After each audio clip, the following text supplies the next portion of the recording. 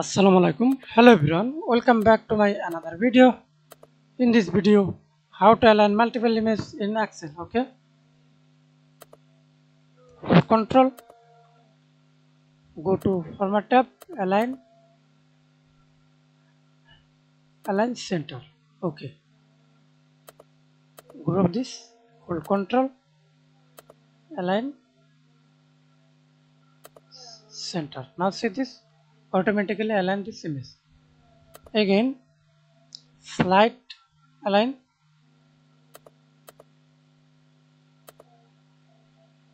Ungroup this.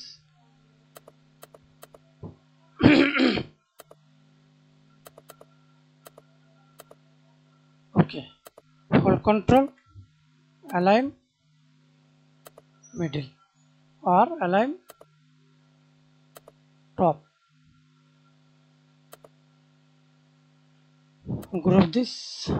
Hold Control, select align top.